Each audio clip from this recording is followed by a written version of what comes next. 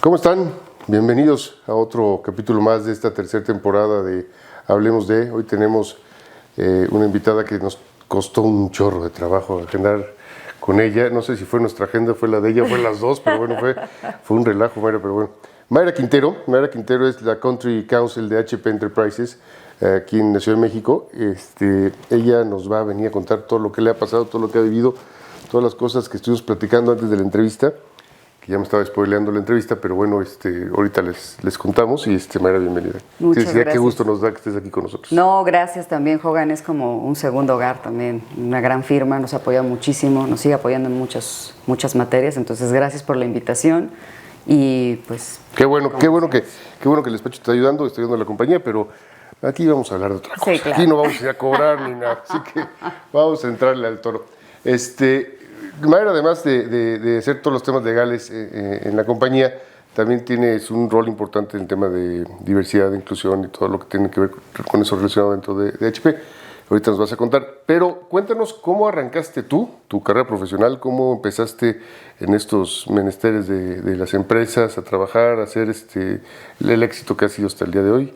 Y cuéntanos un poquito para inspirar a una, o dos, o 10, o 100 personas. Mira, yo creo que como decimos siempre, ¿no? Cada quien tenemos una historia de vida distinta, ¿no? Nuestros orígenes no determinan a veces, o a veces sí, ¿no? Las oportunidades que podamos crearnos. Yo creo que la oportunidad te la creas, pero además de eso es hacia dónde ves que va tu vida. Y suena muy curioso porque yo desde niña, mucha gente no me cree, solo mi mamá que fue testigo de eso, que desde la primaria yo dije, yo quiero ser abogada. Yo vengo de una familia en donde no había profesionistas, entonces pensar ser profesionista, soñar, terminar una carrera, pues, era básicamente un sueño, ¿no? Toda mi educación fue pública, la mayor parte de ella, y con esa fuerza de decir yo quiero ser abogada, muchas voces me decían, es un mundo de hombres, es un mundo en donde las mujeres no encajan, muchas mujeres estudian, incluso en la propia facultad de Derecho, ¿no? Nos decían, aquí entran una gran población de mujeres y muchas desertan a la mitad por muchas cosas y muchas ya ni siquiera ejercen, ¿no? Al final. Pero siempre tuve muy en la mente el ir hacia adelante en eso, sorteando todo tipo de obstáculos, porque insisto, cada quien tenemos una historia diferente de vida. Y te enfrentas a situaciones de todo tipo, ¿no? A mí me tocó vivir la huelga en los 90s en la UNAM y dejar de ir a la escuela, y en algún momento traté de entrar a un despacho y encontrarte de manera textual en las convocatorias, se solicitan estudiantes de Derecho tales semestres, y que dijeran UNAM, absténganse. Así, UNAM, abstenerse. Entonces, todas las puertas se te cerraban. Si no eran egresados de la UNAM con un despacho, la verdad es que nadie te da trabajo. Sí, me acuerdo de esa época. Entonces, tienes que luchar con eso y con el entorno, porque no podías estudiar, porque andábamos correteando las clases por todos lados, claro. que si en una eran en el sur, que en otras en el oriente, entonces era una locura. Y no había Zoom, no había Teams, no había nada. No había nada, entonces tenías que andar corriendo en la ciudad por todos lados. Pero bueno, sorteamos esa parte, vivimos con el golpe de lo que sucedió y de que a pesar de que habíamos vuelto, pero estábamos ahí con la marquita en la universidad, ¿no? Pero siempre en mente, yo creo que eso es muy importante, siempre hay que tener muy en mente el objetivo que estamos buscando. Sé que suena muy sencillo, sé que puede sonar que alguien puede decir, bueno, es que tú hablas desde tu privilegio. Es que los privilegios también se hacen. Claro, y se ganan. Y se ganan. No es solamente que por el hecho de ser, de representar o de estar aquí, tengo que tener acceso. Va más allá, es pensarlo, y eso tiene mucho que ver, yo soy mamá de una pequeña de 5 años, tiene mucho que ver con la educación que les damos desde pequeñitos. No te lo mereces todo, no, tienes que ganarte. Claro. Y trabajar por lo que quieres. No es solamente quiero el juguete, toma, aquí está. Quieres el juguete, ¿qué vas a hacer para conseguir ese juguete? ¿No? Y no importa el género en esa parte. Oye, Mayra, ahorita que decías tienes razón, el género no importa. Y en este canal, en este programa, lo que nos gusta hacer es hablar de las personas, no hablar de hombres o mujeres, sino la persona, porque para mí es exactamente lo mismo que sea hombre, que sea mujer, pero el chiste es empoderar a la mujer. Pero me regreso ahorita a lo que decías. Yo quise entrar a la UNAM y no me aceptaron. Yo fui discriminado porque no me pelaron en la UNAM, pero bueno. Y me acuerdo lo que pasaba. Es más, me acuerdo yo entrando de pasante que decían, no había pasantes de la UNAM, éramos puros de la UP, de la Ibero, de la Anáhuac, de la Unitec, de todos menos de la UNAM. Y muchos eran peores que cualquier otra universidad de cualquier lado. Pero bueno, la UNAM es una gran institución, una gran escuela de Derecho, una gran facultad. Para mi gusto, los mejores profesores de mi época estaban en la UNAM. Pero bueno, te decían que, más bien decían los anuncios del periódico que hoy lo pones y demandan esa empresa o ese despacho, no UNAM. Pero también había veces que decían abogado. No se quiere mujeres, no se querían mujeres en esa época. Yo cuando empecé la carrera, yo estudié en la Anáhuac, y yo creo que eran más mujeres que hombres. Y acabamos más mujeres que hombres, ¿no? Acabamos siendo, el número fue mayor de mujeres que se recibieron, la gran mayoría y todo, pero como dices, no ejercen, la gran mayoría no ejercen, que yo me acuerde, serán de 15 que había, 3 o 4 las que están trabajando realmente, y 1 o 2 las que trabajan en temas de derecho. ¿Te pasó algo así? Es decir, te dijeron, vienes de UNAM, eres mujer, y ahorita me decías que te ves muy chiquita, que eso es bueno siempre, pero bueno, ¿eso nunca te causó algún problema para buscar chamba en algún trabajo que te han dicho no por eso? Mira, tuve la suerte, la verdad, la suerte y el apoyo. En mi vida profesional he tenido muchos aliados, ¿no? Sin importar el género, ¿no? Que realmente han apoyado en mi crecimiento profesional y personal también en muchos aspectos, porque sí me he encontrado y sí me pasó que por ser expresamente, ¿no? Por ser mujer, que te digan es que sabes que las mujeres no, porque tienes planes de casarte. No. ¿Te vas a embarazar? ¿Tienes pareja? Sí. De preguntas más intrusivas. Estamos hablando de, yo ya tengo más de 20 años de experiencia, ¿no? Entonces ahí hagan cuentas con la edad. Pero estamos hablando de muchos años atrás en donde no había ningún tipo de filtro. No, y te lo decían directamente y te decían, ¿tienes pareja? No. ¿O sí? ¿Y te vas a casar? ¿Piensas casarte? ¿Quieres tener hijos? ¿Qué vas a hacer después de tu vida? Espérame, esos ya son preguntas personales, pero además no sabías cómo reaccionar y te interesaba el trabajo, entonces contestabas, ¿no? Y contestabas con la verdad. Y sí, definitivamente había veces que te decían, bueno, es que las mujeres pues se casan y ya no le hacen caso al trabajo, van a tener hijos, pues que se dediquen a la maternidad. Entonces, sí me tocaban preguntas de ese tipo y la realidad es que hoy lo agradeces, porque dices que bueno que no me quedé. Sí, ¿no? claro. Porque si esa era la forma de pensar, no quiero imaginarme qué sucedía allá adentro, ¿no? Entonces, sí he tenido por ahí casos así, también con el tema de verme más pequeña en edad, en un mundo el mundo corporativo es un mundo completamente diferente. Yo también tengo experiencia, más de 10 años de experiencia, estuve en gobierno y fui militar. O sea, el mundo de la milicia dentro de la Secretaría de Marina otra cosa. Es otra cosa. Y estamos hablando de los 2000, ¿no? Entonces, había todo lo que te puedas imaginar. Era un régimen muy extremo.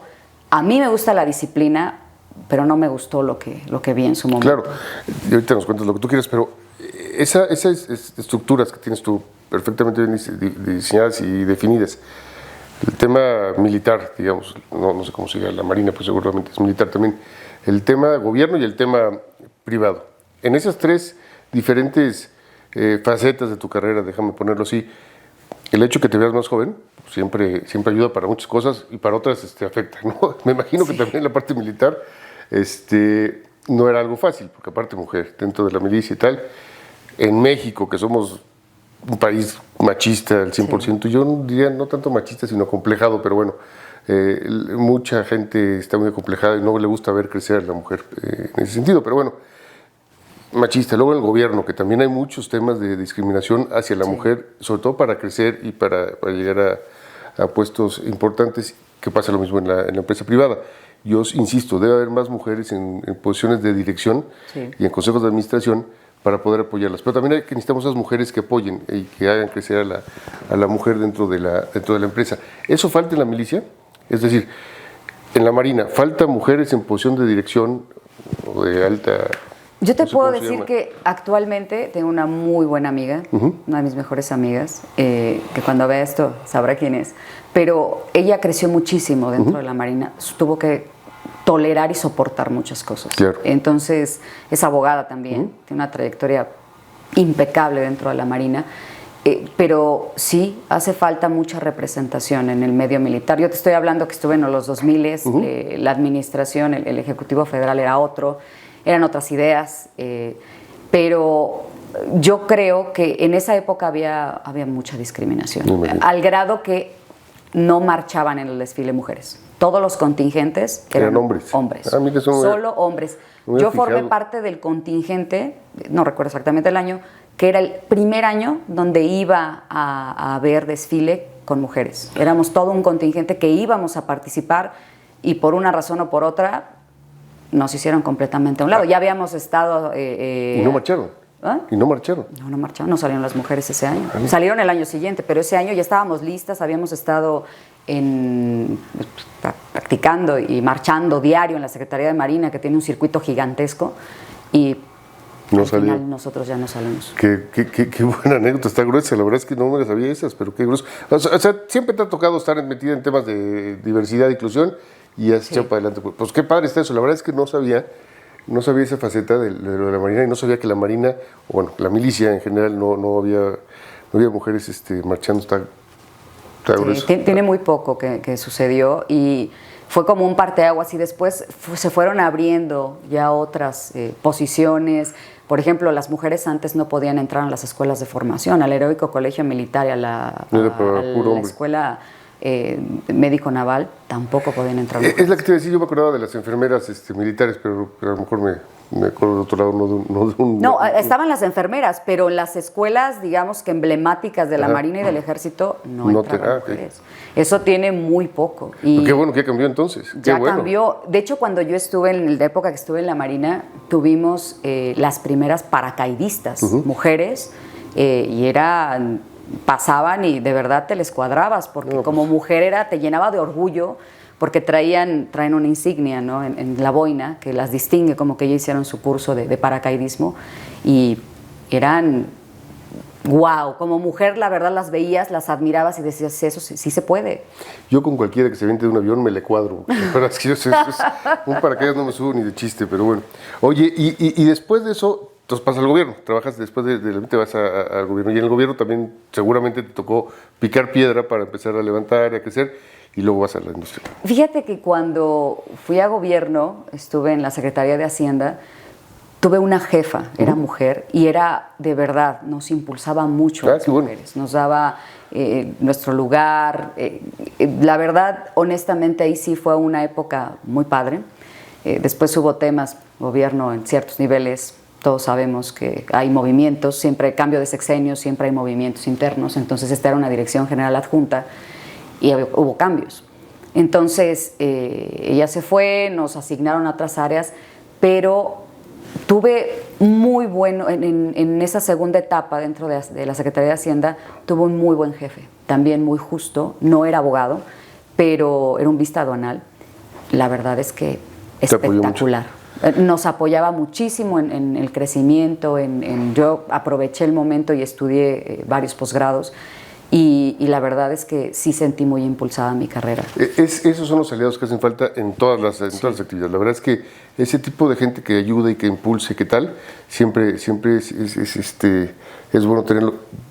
Déjame te cuento cómo está mi práctica. Yo toda la vida he tenido abogados litigantes hombres, ¿no? Siempre habían sido hombres. Hasta que hace poco, como 10 años o 12 años, por primera vez contratamos a una mujer en la práctica laboral de Barreras y Creos en ese momento, de Hogan Lovells. Entonces, cuando empezamos a trabajar con Mari Carmen, mi socia, empezamos a ver diferente el trabajo, diferente cuál era el approach con los clientes, cómo eran las opiniones, cómo veíamos los asuntos y tal.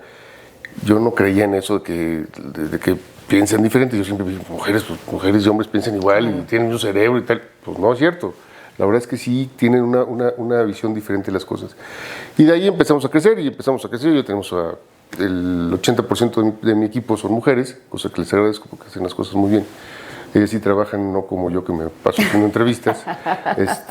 Y la verdad es que está padrísimo. Y en el IPADE, justamente era por lo que platicaba una vez que me tocó dar a mí una plática, era ¿por qué no hay equipos de mujeres que apoyen a las mujeres? Es decir, creo que somos más apoyadores los hombres hacia la mujer que la mujer hacia la mujer.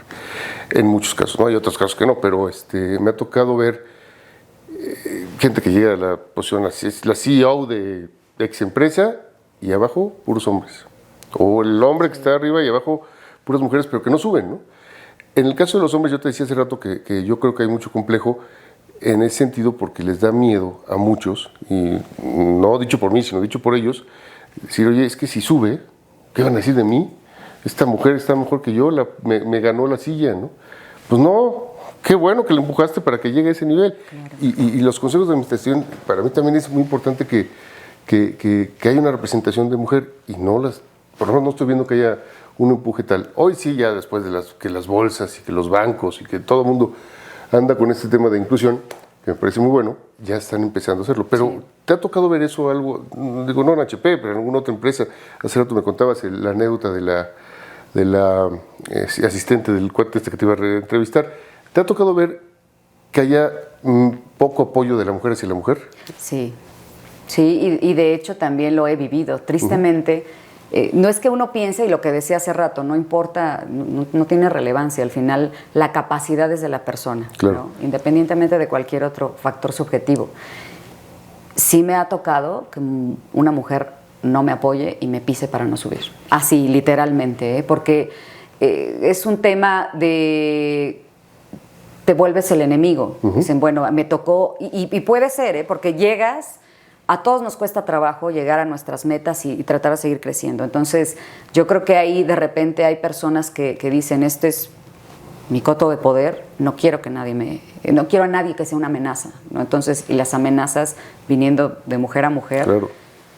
Digo, puede ser también un hombre, pero está como más marcado porque siento que se siente, valga la redundancia, la amenaza real, ¿no? Tú tienes mi género, sabemos que la capacidad y todo sí, pero sí me ha tocado. Es muy triste y cuando me sucedió, honestamente lo viví, lo sufrí, lo abracé y crecí en la experiencia, ¿no? Y dije, esto yo nunca lo voy a hacer absolutamente a nadie. Yo cuando tengo gente a mi cargo, sí me gusta mucho impulsar su desarrollo, porque hay varios... máximas y que incluso están en leyes, ¿no? Cuando fui militar me encantó ser militar, fue una etapa de mi vida que me encanta decirla porque adoré ser militar, vengo de familia militar, abuelo, papá, mamá militares, entonces ya traía como eso traigo eso en la sangre, la disciplina, el orden, entonces no me costó trabajo, la verdad pistola, es que viví todo. Y me encantaba, sí, claro. Al día de hoy me encantaba ir a las prácticas de tiro, o sea, había cosas que yo decía, esto es lo mío, ¿no? Si me moví de ahí fue por temas de discriminación y acoso y cuestiones de ese tipo, ¿no? Pero la realidad, yo dije, yo vine al mundo, voy creciendo, tengo que apoyar a quien viene detrás. Y hay una máxima en la milicia que dice que hay que saber el grado hacia arriba y el grado hacia abajo. Y tienes que instruir en el momento en el que tú estás, porque los principios básicos de la milicia en general se basan en la guerra, ¿no? Entonces, pues en la guerra se va cualquiera. Y si desapareces tú, el que viene detrás de ti y otro grado hacia abajo tienen que saber lo que haces tú. Entonces, tu labor, tu obligación es conocer hacia arriba lo que tiene que hacer tu superior jerárquico y enseñar al inferior jerárquico a hacer lo que tú haces. Entonces, se vuelve una responsabilidad asumida por ti. Deja tú que esté en la ley, porque está en la ley para el ámbito castrense. Si lo tomas como filosofía, dices, perfecto, porque quien viene detrás de mí, tiene que saber lo que yo hago. Claro. Porque el día que yo me mueva de aquí, voy a irme feliz y tranquila de que el que sigue sabe hacer lo que yo sé hacer. O si hay la oportunidad de subir, padrísimo, porque ya sé qué hacer hacia arriba y sé cómo enseñar hacia abajo. Yo tenía un mentor hace muchos años que me decía justamente eso. Hugo, tú tienes que dejar a tu segundo. Si no formas a tu segundo, no va a pasar nada de lo que hiciste, no va a pasar nada. Y pongo el caso de los despachos, ¿no? Normalmente los hijos o no entran en el despacho porque son los socios y pueden ser beneficiados, o como en mi caso, que es Hugo no quiso ser abogado y Pamela seguramente no va a querer ser abogada, entonces van a hacer lo que quieran y ya se acabó la tradición familiar. Y qué bueno que mi papá se murió antes de ver eso, pero bueno. Entonces te decía, forma el segundo. Y yo decía, pues, ¿para qué? Yo me acaba de recibir, de haber tenido 24 años o no sé. ¿Para qué voy a formar un segundo? Primero voy a llegar yo a ser el socio principal de la firma. Y después me di cuenta de lo que dices, es muy cierto. Que yo soy el socio, ya soy socio y a quién voy a dejar. Y el día que yo me vaya, el día que me muera, ¿qué van a decir? A ver, Hugo, ¿a quién dejó? ¿Qué hizo? Hizo una práctica muy padre, tal. Se murió o se fue del despacho y se acabó la práctica. Sí. No, yo lo que quiero es que eso trascienda y que en 2 o 3 generaciones se acuerden de un viejito ahí que hacía entrevistas y que decía que era abogado laboralista y que eso siga creciendo. Eso yo creo que es muy importante porque es un legado que dejas. No sabía eso de la yo soy remiso para empezar, entonces no sabía nada, no sé nada de la milicia más que los caballos que me encanta ver cómo montan. Pero está padre, esa es una historia o es una máxima que hay que hacerla en todos los movimientos y más apoyando a las mujeres. Yo te lo decía porque yo no encuentro todavía una fórmula para ver, además del ejemplo, para decir, oye, esta es la forma que hay que apoyar, no a las mujeres, a todo el mundo, ¿no? Hacia abajo, ¿cómo le haces para levantarlo? Porque luego hay mucha gente, pero lugares hay pocos, ¿no? Sí. Entonces, tienes que ir viendo y tienes que ir discriminando en el buen sentido de la palabra quién es el que va a ir subiendo tal. ¿Cómo verías tú eso? ¿Cómo crees que puede ser una buena opción para no afectar a todo el cúmulo de gente que va subiendo a los pocos espacios? Yo creo en la meritocracia y creo que es muy importante, en mi opinión, es el principal punto para llegar a crecer. Pero debe haber más cosas. La verdad es que yo soy bastante cerrado en esas partes, mi mente no me da para tanto. Debe haber otras fórmulas. Además de la meritocracia, el ejemplo, ¿qué podemos hacer para que la mujer apoye a la mujer, el hombre apoye a la mujer y al hombre, y el hombre se apoye a las personas entre personas, pues? Yo creo que hay varios factores. El principal es que, como te decía hace un rato, asumamos como los que tenemos hijos, porque al final sabemos que hay resultados que no los vamos a obtener de manera inmediata. Esa es una realidad, ¿no? ¿Cuántos años tiene a partir de que la mujer pudo incluso votar y hoy seguimos teniendo muchas áreas en donde falta desarrollar, ¿no? Yo creo que la educación es muy importante, pero la educación no la parte de la formación que recibes en la escuela. Porque si en la escuela escuchas una cosa y llegas a tu casa y ves que pues, mamá solamente se dedica a lavar los platos y papá le truena los dedos y le ordena, pues está padrísima la equidad, pero y en mi casa yo veo eso, pues yo voy a repetir ese patrón. Y luego con los libros de texto, pero bueno. Bueno, eso merece opinión aparte, ¿no? Un programa completito aparte. Pero yo creo que tiene mucho que ver también esa parte de asumir estos cambios en la mente, en la forma de pensar que estamos teniendo, porque nos ha tocado, mi generación que estoy entre una y otra, por el año en que nací, pero me ha tocado un cambio brutal en la forma de pensar, ¿no? De venir de una educación conservadora, de una educación en donde yo sí recibí mucha lluvia de la mujer, por fuera, porque yo vengo de una familia con mucho poder femenino. Mi abuela materna y mi mamá, mujeres muy fuertes, mujeres que salieron adelante, mujeres que admiro. Yo admiro a mi mamá porque enviudó hace 10 años y dijo, quiero estudiar a la universidad, voy a sacar mi preparatoria, me meto a la universidad, terminó su educación universitaria ya grande. Entonces, para mí, mujeres ejemplares que tiene que ver con la educación que recibes, ¿no? No irte ni a un extremo ni a otro, buscar un justo medio y también darle herramientas críticas a tus hijos, que se sienten y cuestionen, que no se sienten y solo obedezcan. Claro. Porque, como te decía, me gustaba mucho el medio castrense, pero no es una obediencia irracional. También tienes la oportunidad de decir, no, espérate, lo que me estás diciendo es la comisión de un delito, no lo voy a hacer. Y la propia ley te protege. Entonces, yo creo que esa es una parte muy importante. Y además, lo que decías de la meritocracia y demás, porque la educación tiene que ver con los que tenemos hijos, ¿no? También volverte, sí, un ejemplo, pero tomar en cuenta que lo que le digas a las personas, lo que le enseñes a las personas, en algún momento va a regresar. Yo tengo por ahí varios chicos y chicas que estuvieron conmigo, que fueron mis reportes directos, que me llenaron de alegría y de gusto cuando salieron de la compañía buscando nuevas oportunidades. La verdad es que, y me hablaban y me decían, oye, ¿te puedo poner como referencia? Por supuesto. Claro. Adelante. Claro. Y yo hablaba maravillas de ellos, que ese es un punto bien importante. No, insisto, no tiene nada que ver el género. Si eres bueno en lo que haces, yo te voy a ayudar. Y eso es cultura, ¿no? Al final del día, es cambiar la cultura de la mente, el mindset de la gente, y es un tema cultural para hacer todos estos cambios que estamos haciendo. Ya casi acabamos, ya nos están regañando. Pero dos cosas rapidísimas. Una, cuéntanos qué estás haciendo desde adentro de la compañía con todo el tema de diversidad. Y para terminar, danos 5 tips, que bueno, dales a ellos 5 tips, a ellos y a ellas 5 tips de lo que hemos platicado para que tú creas que con eso puedan aplicarlo en su vida y puedan mejorar y puedan llegar a ser tan exitosos como lo has hecho tú hasta el día y con todo lo que falta, pero bueno, eso lo platicaremos otro día. Exactamente, eso da para mucho. Mira, yo en la compañía lo que trato de hacer, primero desde mi trinchera, ¿no? Es precisamente esto, el decirles a todos, si se puede. HP es una empresa inclusiva, la realidad es que estoy muy cómoda, yo no podría trabajar en una empresa con la que no comulgaran mis principios.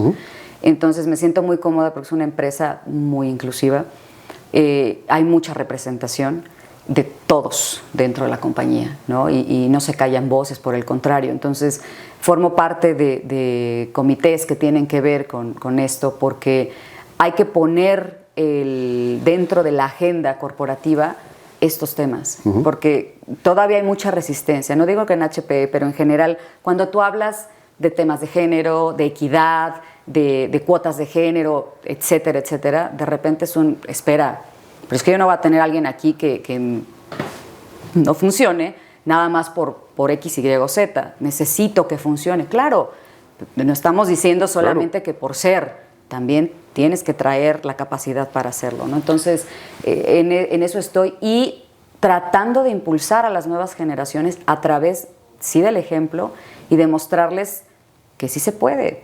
Es muy curioso porque no tiene que ver en lo absoluto de lo que me ha tocado vivir, no tiene que ver en lo absoluto con el origen, pero para nada tiene que ver con el origen. Sí, hay quien tiene el camino más fácil, está un poquito más planito, hay quien está un poco más lleno de baches, pero no tiene absolutamente nada que ver, tiene que ver lo que está aquí y cómo se forman. Y el trabajo que te cuesta, porque si no, no sirve para nada. La verdad es que, como decíamos al principio, no se regalan las cosas. Me voy a meter un segundo. A mí me fascina, yo soy un maniático del ESG y todo el mundo me critica porque yo veo la S nada más, ¿no? Que es la parte social. Es lo que más me gusta, pero lo acabas de decir. Sin esa parte de todo lo que es la diversidad, la inclusión, de cómo hacer crecer a la persona, cómo tratar la ESG no existiría porque es el link de todo lo que hay que hacer y creo que es donde hay que trabajar para el tema de la comunidad. Y perdón por interrumpirte, ahora sí dinos tus 5 tips, tus 5 conclusiones. Mira, yo creo que haciendo nada más un pequeño resumen de todo lo que he dicho, lo primero es tener muy claros los objetivos. Insisto, suena muy curioso, pero sí sabemos, los objetivos son sueños. Lo que pasa es que los trasladas al mundo corporativo o al mundo profesional cuando ya eres profesionista o cuando ya quieres ir hacia adelante, pero son los sueños. Y los sueños los puedes tener a cualquier edad. Entonces, creer en tus sueños, por más que te diga el mundo, por más que te diga quien te diga, eso no se va a cumplir, decir, no, es lo que yo quiero. Y al final, buscarlo, ¿no? Trazar un plan y así como haces planes para irte de fin de semana y irte a las cabañas y estar feliz y contento. Lo mismo hacer el plan con los sueños. Yo creo que eso es lo primero. Lo segundo, además de que tengas tu sueño, creértelo. Es importantísimo. Puedes tener o puedes querer toda la formación, todo el dinero, toda la experiencia, pero te tienes que creer tu sueño. Decir, yo quiero llegar, y sueños realistas también, ¿no? Y creértelo desde tu punto de vista realista, que no lo comenté, pero yo soy de un origen, podría pensarse no privilegiado, pero al final tener ese sueño como niña, viendo y diciendo, esto me gusta, pero quiero más, puedo llegar a más. No tiene que ver con factores externos, tiene que ver contigo. Entonces, yo creo que ese es el segundo. El tercero es tener la suficiente sensibilidad para darte cuenta y para abrazar a quien te apoya en el camino. Porque a veces no nos damos cuenta que nos están apoyando. Y nos están apoyando incluso cuando no quieren apoyarnos, cuando te ponen el pie, en lugar de, a mí no me gusta pensar en el victimismo. Es una experiencia más, ¿ok? A lo mejor me dijeron que no. Bueno, me dijeron que no, entonces, ¿qué enseñanza voy a obtener de eso, ¿no? Y pensar no desde la perspectiva de lo están haciendo por factores que tengan que ver con mi persona, sino por factores de la persona. Darles la responsabilidad de ellos y no a mí, no fui yo, ¿no? Otro punto súper importante es sí apoyarnos entre todos. No tiene absolutamente nada que ver un factor que no sea la capacidad. Y la capacidad no tiene nada que ver con la formación académica. Puedes conocer a alguien sin instrucción y es muchísimo más sabio que alguien que la tiene. Un doctorado. Claro. Y no importa las cargas que traigas, los posgrados, los estudios, etcétera, eso no te hace como persona. Vas caminando por la calle y no se te ven los títulos detrás, ¿no? Entonces, eso es lo importante. Y yo creo que la más relevante de todas es siempre ser positivo. Sé que suena bien complicado, bien trillado, pero créeme, a pesar de que te falte el plato de comida en la mesa, siempre hay que ser positivos y no echarle la culpa al mundo de que no tienes un plato de comida en la mesa. Coincido contigo, la verdad es que cada quien sus culpas, pero entre menos culpas vives más a gusto. Y me encantó eso que decías de los sueños. Hay que soñar, hay que creérsela, hay que ser positivos y hay que tener sueños realistas, porque también querer llegar a comprar un edificio mañana con lo que traes en la bolsa, pues no va a ser eso. Hay que y digo, no, hablando de un ejemplo, no son temas económicos. Me encantó eso de los sueños. Muchas gracias por venir a decirnos, muchas gracias por dar esos tips. La verdad es que creo que es la primera entrevista en la que platicamos de sueños y qué padre, qué bueno estuvo, qué gusto tenerte con nosotros.